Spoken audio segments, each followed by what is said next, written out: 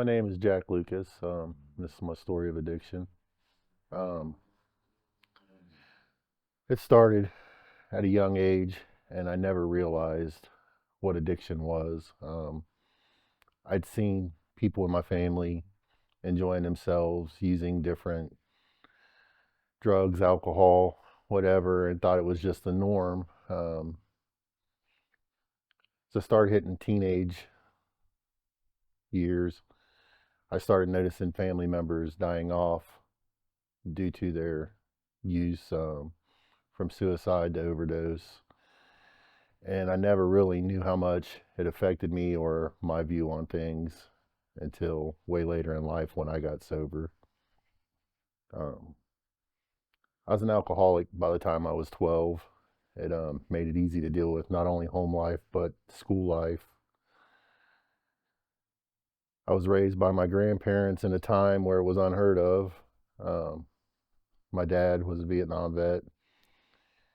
He came back with a lot of mental health issues, and when I was 2 years old, he went to prison, and my mom took me to her parents, and they raised me from there. Um, and that was the start of probably the worst 18 years of my life without even being a contender, I guess. It was rough enough growing up without my parents, but being raised by grandparents that were both on fixed income from the time that I started school age, we barely had what we needed to get by, let alone have anything nice. And I was a target of a lot of bullying, a lot of excessive violence from other students. In turn, I stood my ground and became violent about it, and that just pushed me farther into the drinking because I didn't like being that way. Um, Getting alcohol was easy because I'd go to my mom's and stepdad's on the weekend, and it was always present, and nobody missed it. Um, and then at 15, I blew my ankle out in Boy Scouts on a camping trip, and they introduced me to Vicodin, and I never looked back for the next 7 years almost. Spiraled out of control on opiates. And when I had to learn to hide the opiates, I started doing cocaine. Um, when I started doing cocaine, I became very popular because anybody with a bag of rocks is everybody's friend back in the 90s. And I got addicted to being popular for once in my life. That destroyed me, um, more mentally than anything, because I went from the guy nobody wanted around to the guy that everybody wanted around to having felonies and nobody wanted around again. And at the same time, I was trying to raise two kids without them living the life that I had through addiction, without them seeing their dad as the messed up individual that I'd saw myself as. Um, Very rough time. Luckily, I ended up with a judicial intervention. They seemed fit enough to let me try treatment instead of putting me in prison. So I took it and ran with it. Came out of the Monday program, thought I was strong, thought I had everything beat, and came home one day and found coke in a drawer at the house and relapsed. It took me 2 years to get my footing to where I could admit that I had a problem again because everybody was so proud of the person I'd become. And I'd learned to hide it so easily by just showing up. Um, Nobody thought I had a problem because I was always present. I was always at work.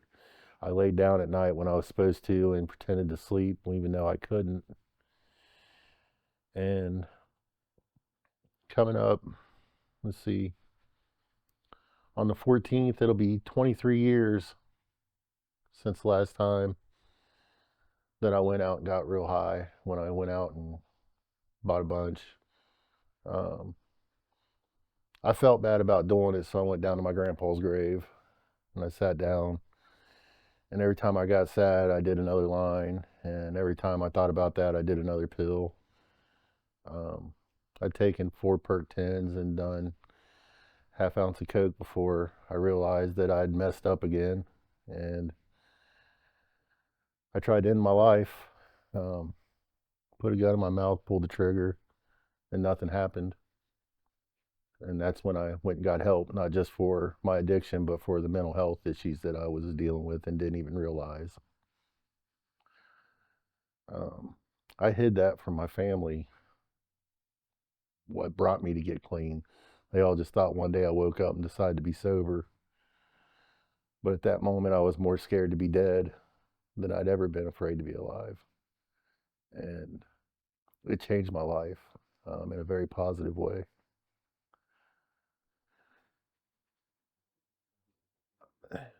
The hardest part about my sobriety is watching all my siblings,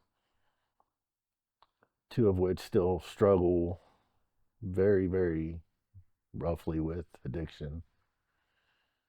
Um, I've got one brother that's been incarcerated since he was 14 years old for his drug abuse and his drug use, and who he becomes on drugs, and he's now turning 41 in prison this year, served 14 years. Our next younger brother just got picked up for a parole violation after being out and clean for 9 months, relapsed back on heroin.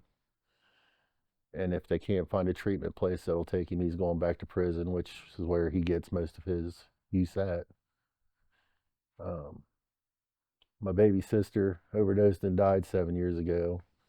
Left behind 2 sons and a daughter who struggle with identity issues because they're no longer together and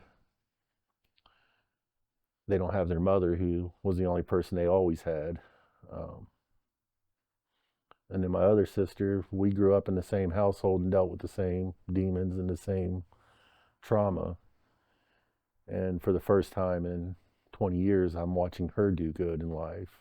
And it's taken her all these years. For the last 5, she has done amazing with her life. But now we watch our kids struggle with the demons of addiction, um, what our addictions have caused our kids to become in life, and their values and their way they look at people.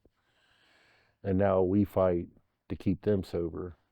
Um, Nephew of mine called me this morning and told me, Uncle Jack, I got 4 days of sobriety and from alcohol. And I couldn't have been more proud of him because since he was probably 19 years old, I don't think he's known 4 hours of sobriety other than when he's been incarcerated or in treatment for it. Um, and it's all due to the addiction that's tore apart our entire family. I try to show him that it's possible to make something of your life after them years of addiction, after being a felon, after all the incarceration that I've served for my drugs. Um, at one point, I was a poster child in the probation department. This is the guy you don't want to be. I had so many probation violations that they unsuccessfully terminated my probation because they ran out of time to give me for probation violations. It wasn't good. I mean, I tried and tried and tried every program that they threw at me and never could find one that worked for me. I finally had to move away. I moved over an hour away from my family, away from my friends, away from everything that I felt comfortable with, and went back to manual labor, went back to just working till I was so tired I couldn't do much more than roll out of my truck and roll up onto my porch, literally crawling some nights just to go in and lay down and do it the next day. And it took me almost 13 years to rebuild who I was as a person before I was able to come back to my hometown here and try to help others. Um, I now work with a group called Hope's Warriors. We educate families of addicts. We help addicts find placement and treatment and sober living. We go stand against addiction. We stand up for the people that who struggle with the addiction, and we help people to try to learn what those people are going through based off what we went through as addicts and based off what the people that love us have seen through our addiction. We have zero tolerance of letting people go. There's no such thing in our eyes as there's no hope for them. If there's slightest bit, we'll go and get them. And it's given me a reason to stay sober. Like I said, I struggle daily with mental health issues. I struggle with a lot of self doubt. Um, thing that keeps me going is people that see in me what I haven't seen in years. Look out for me. I've got angels in my corner. If I'm having a bad night, I can call them 1 o'clock in the morning and say, "Look, this is what's on my head. Tell me I'm gonna be okay." And they're not gonna tell me what I want to hear. They're gonna tell me what I need to hear. And the next morning, chances are there's gonna be 500 messages because I forgot to text them back. I've had a couple of them show up at my doorstep just to check on me because of my past. And for them, I'm more thankful for my sobriety than anything. Because with every reason I've had to relapse and to say, hell with it all and go back, they've given me a million reasons not to. They've given me a sense of purpose with my life through this group and through our community. And it's literally has saved my life. Um, I would love to be able to have somebody say, I know what you're going through, I've been through it, and I would love to be able to help others with it. And all my life, I heard this was a scam. Since I've gotten sober, all this is a scam. There's no way. There's no way. There's no way. And I sat down with some people from my past and I said, how bad was I? And a couple of them pulled out photo albums labeled the 90s. And I seen pictures of me that I didn't recognize. I seen a monster. And they're like, yeah, that was you, and you was on this and this and this. And I was like, I don't even remember that week, let alone that picture or the fact that anybody even was around me at that point. My son runs into people, and he's the spitting image of me, head to toe, height, build, look. And they're like, is your dad still around? Is he doing good? And it kind of breaks my heart when he comes at me like, Dad, was you that bad that these people are asking if you're alive and what you're up to? Um, it was a blessing that he didn't get to see my addiction. Um, the hardest part about realizing how bad I was is my daughter did see. And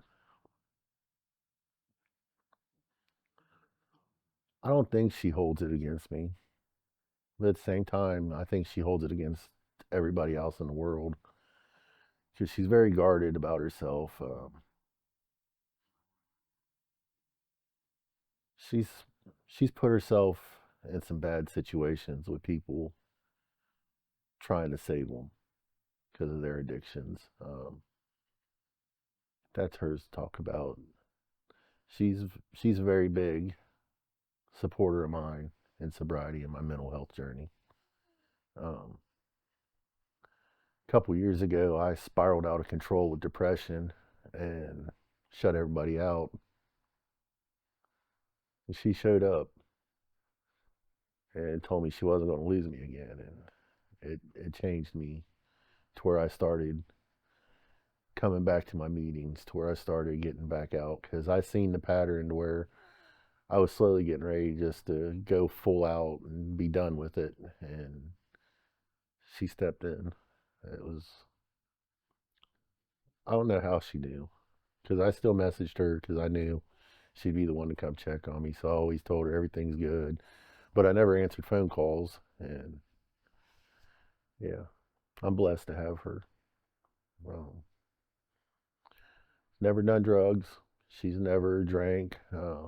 She's never wanted to. My son, he's had to find out everything the hard way for himself. Um, Luckily, I was there every step to pull him back out of it, dust him off, and push him back in the right direction. He's doing amazing because of it. Um, yeah, I'm very lucky to be alive. Um,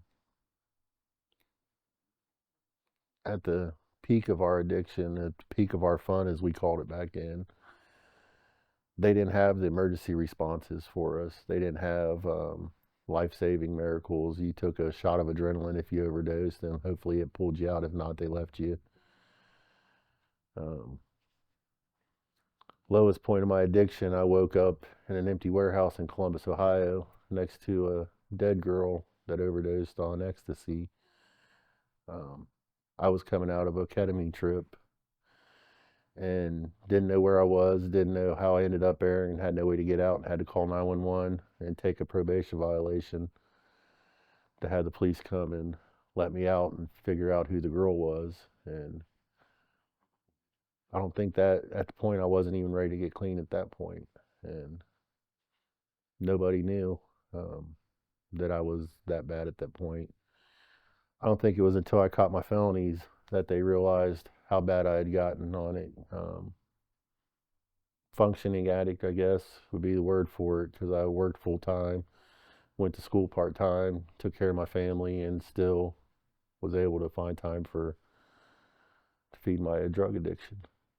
And I think that's what made it easy to stay addicted for all them years, because everybody accepted it because I still was responsible. So nobody seen it as being bad until I couldn't be responsible no more. Yeah. I'm not sure where to go from here. It's You covered a lot. yeah. Everything else you think you want to hit on?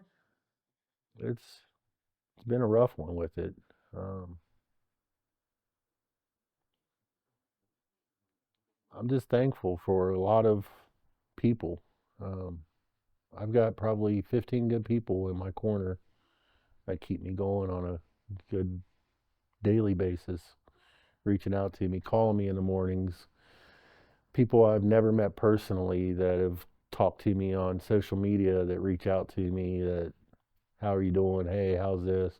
Or hey, this is going on in my life. Is there any advice you have for me? Um, Never would I've thought that my sobriety would have impacted anybody, um, let alone the people that I see reaching out to me over it. And I'm thankful. I'm thankful for programs like this to reach out to people as other people see that it's okay, that yes, they're struggling, yes, they've got it bad, but there is people out there that will help. Uh, that's the message that I'd like, that there is always help. There's always somebody willing to help. You just have to reach out to them.